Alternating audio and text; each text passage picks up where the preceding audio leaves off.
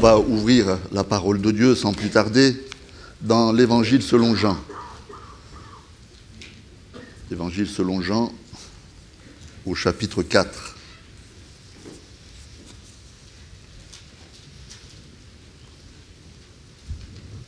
Et au verset 34.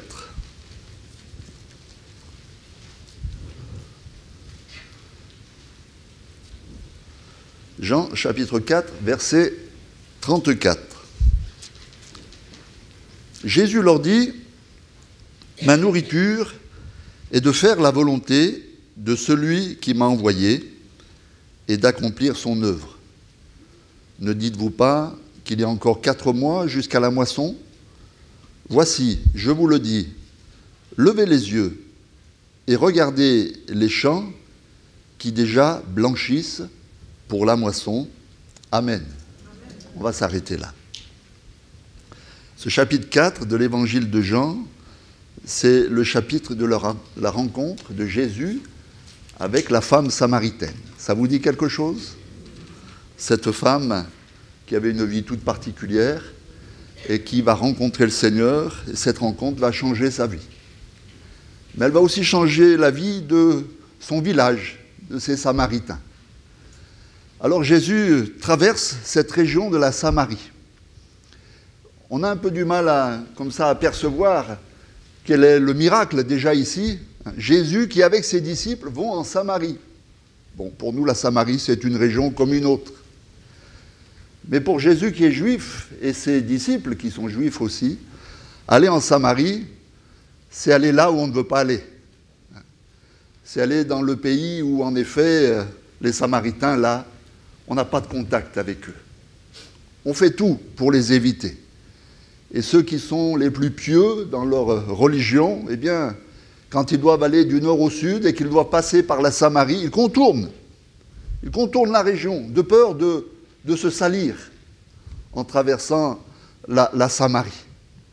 Et pourtant, il nous est dit au début de ce chapitre 4, comme il fallait Jésus, passe par la Samarie. Pour Jésus, ce n'est pas un problème d'aller en Samarie. Ça ne lui pose aucun problème. Mais est-ce qu'on peut imaginer un peu ses disciples, n'est-ce pas, empreints de cette pensée, n'est-ce pas, cette tradition que les Samaritains, c'est un peuple à éviter. Il faut éviter le contact avec eux. Mais comme Jésus est le maître et que les disciples sont des disciples qui obéissent, eh bien ils suivent le maître. Et les voici en effet sur cette terre de Samarie. Est-ce que ça vous est déjà arrivé d'être à un endroit où vous n'avez pas envie d'être ? Quel sentiment avez-vous dans votre cœur ? D'être non seulement à l'endroit où vous n'avez pas envie d'être, mais avec des personnes que vous n'avez pas envie d'être. N'est-ce pas ? C'est mal à l'aise, on est mal à l'aise. Hein ? C'est gênant, c'est gênant. On n'a qu'une envie, ça se termine vite. Et puis qu'on rentre là où, en effet, bien notre cœur va retrouver sa paix, on va être paisible. Je suppose que le cœur des disciples était un peu comme ça, mal à l'aise sur cette terre des Samaritains. Et il nous est dit, et vous le lirez chez vous, qu'ils vont quand même rester 2 jours chez ces Samaritains. 2 jours, c'est long 2 jours. Quand on a un endroit où on ne veut pas être, n'est-ce pas ? Et pendant 2 jours, qu'est-ce qu'on fait ? Bien, on mange. Et les disciples ont été forcés, avec Jésus, de manger avec les Samaritains. Plonger la main dans le même plat. Toute une symbolique, cela, n'est-ce pas ? Ils ont dormi chez les Samaritains. Et là aussi, n'est-ce pas, ils ont dû passer une nuit un peu blanche, quand même. Hein ? Mais néanmoins, si Jésus l'a voulu, c'était pour leur apprendre quelque chose d'important. Il fallait qu'ils voient ces Samaritains autrement. Alors, Jésus va rencontrer cette Samaritaine, vous connaissez un peu, vous vous rappelez l'échange qu'il y a eu avec cette femme. Et puis, cette femme va retourner vers les siens, et puis les disciples vont arriver vers Jésus, en effet, et ils n'ont pas été témoins de cet échange. Ils sont allés chercher à manger et ils veulent forcer Jésus à manger. À un moment, il faut manger quand même. Et Jésus de leur dire, ma nourriture, c'est de faire la volonté de celui qui m'a envoyé et d'accomplir son œuvre. Jésus va élever le débat. Alors que les disciples s'inquiètent du repas, j'espère que vous n'êtes pas dans ce cas-là ce matin, et que vous ne vous inquiétez pas du repas de midi. Vous allez manger? On va tous manger? Certainement. Voici que Jésus élève le débat. Allez, élevons le débat ce matin. Montons un petit peu plus haut. Ma nourriture est de faire la volonté de celui qui m'a envoyé. Quelques versets avant, il dira « J'ai à manger une nourriture que vous ne connaissez pas. » Et en effet, les disciples, eh bien, il y avait quelque chose encore qu'ils ne connaissaient pas, c'était quelle était la volonté de Dieu? Quelle est la volonté de Dieu? Jésus, il est venu pour accomplir la volonté de Dieu. Il sait depuis sa venue sur terre quelle est sa mission. Qu'est-ce qu'il est venu accomplir parmi les hommes et les femmes que nous sommes? Mais les disciples, qu'est-ce qu'ils connaissent de la volonté de Dieu? Jésus dit, j'ai à manger une nourriture que vous ne connaissez pas encore. Vous allez la connaître, mais pour le moment, vous ne la connaissez pas. Et il précise, ma nourriture, c'est de faire la volonté de celui qui m'a envoyé. Faire la volonté de Dieu. Voilà quelque chose qui pourrait aussi nous nourrir, chacun d'entre nous. Faire la volonté, pas la nôtre, mais celle de Dieu. La volonté de Dieu, elle est assez claire dans l'Écriture. Depuis le début de la parole de Dieu, ce que Dieu veut, et l'apôtre Paul l'exprime en quelques versets, en quelques mots même, ce que Dieu veut, c'est que tous les hommes soient sauvés et parviennent à la connaissance de la vérité. Hommes et femmes, tous les êtres humains soient sauvés. Ça veut dire qu'ils sont perdus. Et qu'ils parviennent à la connaissance de la vérité. Ça veut dire donc qu'ils ne la connaissent pas, ils sont dans l'erreur, ils sont dans le mensonge. Ce n'est pas nouveau ce qu'a compris l'apôtre Paul. C'était déjà exprimé dans l'Ancien Testament. À Abraham, Dieu avait dit, « Par toi, Abraham, je bénirai toutes les familles de la terre. » Et comment? Eh bien, en leur apportant mon salut en Jésus et la connaissance de la vérité qui est aussi en Jésus. Voilà ce que Dieu veut. Voilà quelle est la volonté du Seigneur. Ah, Jésus a élevé le débat. Bien sûr, les disciples ne sont pas encore conscients. Pour eux, les Samaritains, est-ce qu'ils méritent même le salut? Mettons-nous un petit peu dans leur esprit. Non, c'est des citoyens particuliers. Ils sont à part. Nous, on mérite, mais eux. Alors que Jésus est là pour leur apprendre quelque chose. Et il va leur dire, et vous l'avez lu avec moi, je vous le dis, levez les yeux et regardez. Voilà quelque chose qu'ils n'avaient pas vu, les Samaritains. Ils ne voulaient surtout pas les voir même. Mais Jésus les force en disant, levez les yeux. Levez les yeux. Regardez ce pays de la Samarie. Regardez les hommes et les femmes qui sont dans ce pays. Est-ce qu'ils n'ont pas le droit, eux aussi, au salut?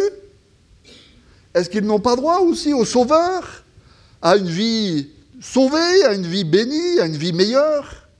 Est-ce qu'ils n'ont pas droit à une espérance comme vous avez, comme nous avons? Levez les yeux. Levez les yeux. Voilà quelque chose d'intéressant. Une expression, ce n'est pas seulement physique, mais c'est aussi spirituel dont nous parle ici le Seigneur. Pour voir peut-être ce que l'on n'a pas vu jusqu'à maintenant. Lever les yeux. Ces disciples avaient besoin de lever les yeux, de voir plus loin que leur propre vie, que leur propre éducation, que leur propre tradition, que leur propre culture. Il fallait qu'ils voient plus loin. Vous savez, quand on lève les yeux, on voit plus loin. On est d'accord? Je pense que ce n'est pas pour rien, lorsque Jésus a quitté cette terre, il est monté sur la montagne. Moi, ça me manque un peu la montagne à Bordeaux, on n'en a pas beaucoup. Mais quand j'étais ici, j'aimais bien aller dans la montagne. Vous montez sur la montagne, mais vous avez un panorama formidable. Vous embrassez là, comme embrasser toute une région, n'est-ce pas? Vous voyez loin. Montez sur le Pilat, vous voyez la chaîne du Mont Blanc, c'est formidable. Vous voyez, on voit loin. Et c'est ce que le Seigneur voudrait pour chacun d'entre nous, ses disciples en premier, mais aussi pour chacun d'entre nous. Lever les yeux pour voir plus loin, pour voir autre chose. Je sais que ce n'est pas trop d'actualité. Aujourd'hui, la nouvelle génération, peut-être que je me suis un petit peu vieux, a les yeux rivés sur son smartphone. Vous avez vu ça, vous aussi? C'est pénible, hein? C'est franchement pénible. Il est presque impossible de croiser le regard des gens. Alors si on ne croise pas le regard des gens, c'est encore plus difficile de leur parler, n'est-ce pas? Tous sont rivés sur leur téléphone, n'est-ce pas? Baissent les yeux. Mais je crois que c'est terrible, quelque part. Parce que, au lieu d'élever nos cœurs, nos yeux et nos pensées, eh bien, quelque part, c'est comme si on se recentrait, n'est-ce pas? On s'écroulait sur nous-mêmes.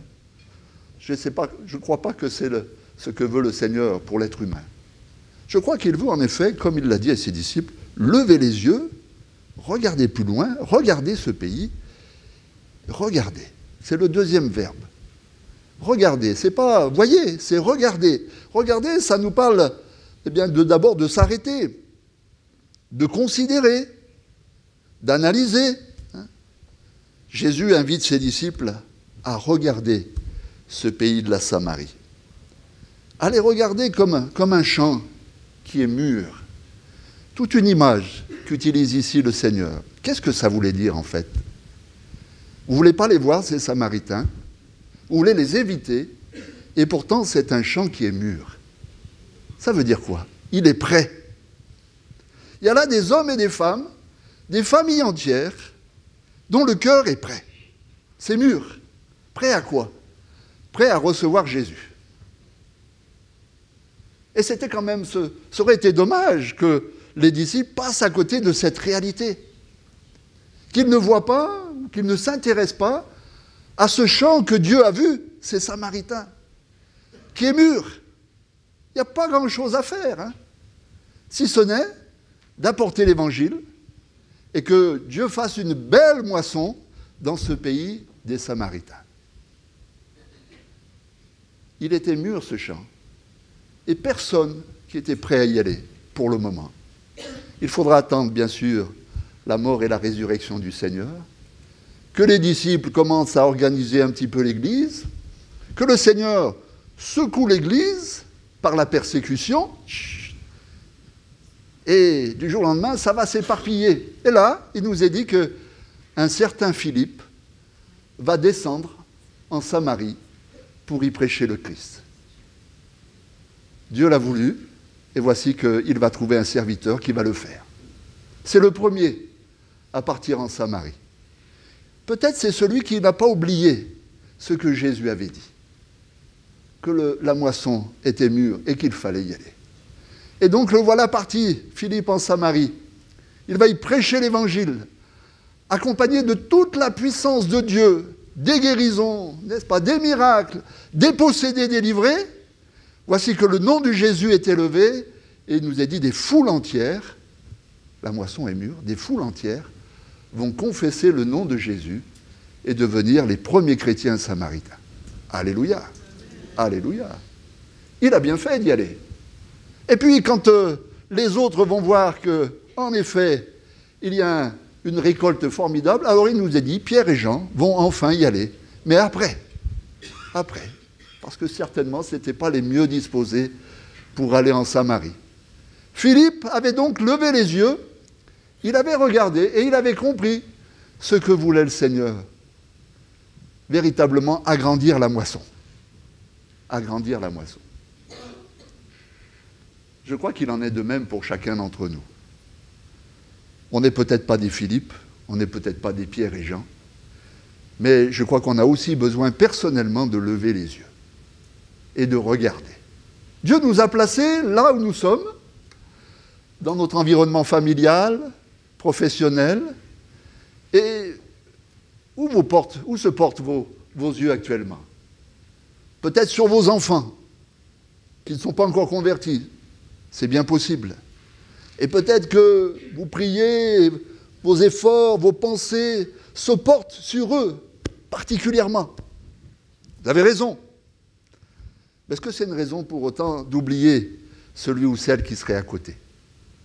Je me rappelle qu'une fois, j'étais en Guinée, au fin fond de la Guinée, dans un tout petit village, et on m'a demandé de prêcher dans une case où il y avait un homme âgé et sa femme sur le côté. Et on m'a dit, voilà, cet homme va bientôt mourir, il a une maladie grave et il faudrait quand même qu'il entende l'Évangile avant de partir dans l'éternité. Alors j'y mets toute ma force, toute mon énergie, je prêche Jésus, n'est-ce pas? Je lui annonce l'Évangile, je lui parle du Seigneur, du Sauveur, et je vois que cet homme, il grimace, il est fermé, il se tord, n'est-ce pas? Et je fais un appel, je lui dis, est-ce que vous voulez accepter Jésus? Pas de réponse positive. Et puis j'entends une petite voix à côté, moi je veux. Alors je me retourne, c'était sa femme. Je l'avais oublié. Je m'étais tellement concentré sur cet homme en disant, mais c'est lui qu'il faut que j'amène au salut que j'avais oublié madame. Quelle erreur! Quelle erreur! Dieu l'a sauvée. Et en effet, elle a saisi l'Évangile. Et saisir l'Évangile dans ces contrées, c'est concret. Et ça se voit tout de suite. Le soir même, alors qu'elle était bardée de bracelets protecteurs autour de son ventre, là, elle a tout enlevé, elle a tout brûlé. Elle a dit, maintenant, je mets ma foi en Jésus. Alléluia. Voilà. Ça, c'était la preuve de sa conversion. Conversion profonde. Je l'avais oublié. Il ne faudrait pas que nous-mêmes, on oublie ceux qui sont autour de nous. Et je me crois qu'à Dessines, encore, partout, si Dieu a fait de nous ses enfants, eh bien, il voudrait encore faire de nous des instruments de bénédiction pour je ne sais pas qui, je ne sais pas comment, et peut-être des personnes auxquelles nous n'avons jamais pensé, ou peut-être même que nous avons catalogué en disant, celui-là, ou celle-là, il ne faut même pas que je lui parle du Seigneur, parce que je vais me faire, si vous me permettez l'expression, rabrouer là, je vais me faire envoyer balader, et qui sait ce que le Seigneur fera avec nos paroles, avec notre témoignage. À aller, du moins à ne pas aller à cause d'appréhension, de barrières qu'on se serait mises, comme, n'est-ce pas, les disciples avec les Samaritains, eh bien, on peut louper, on peut manquer l'occasion que Dieu voudrait n'est-ce pas, apporter à des personnes qui sont autour de nous. Et je vous invite à faire cette expérience dans ce domaine. Amen. Levez les yeux et regardez. Et que Dieu vous amène encore vers ceux et celles, n'est-ce pas, qui n'ont pas encore entendu Jésus. Et qui sont prêts. On ne le sait pas. Ça ne se voit pas. Peut-être même, quelquefois, ça semble même contraire. Il suffit de voir le visage de quelqu'un en disant « Oh là là, celui-ci, celle-là, si je lui parle de Jésus, ça va chauffer. » C'est des a priori, on se trompe. Qui sait ce qui se cache derrière? Peut-être quelque chose de glorieux, une moisson qui est là, qui est mûre, et que le Seigneur voudrait récolter à la gloire de son nom. Amen. Alors ça, c'est pour ce qui est autour de nous. Et maintenant, je vais vous emmener un petit peu plus loin. Parce que forcément, lever les yeux, ça dépasse le cadre de notre assemblée, le cadre de notre région. Jésus avait en vue de bénir toutes les familles de la terre.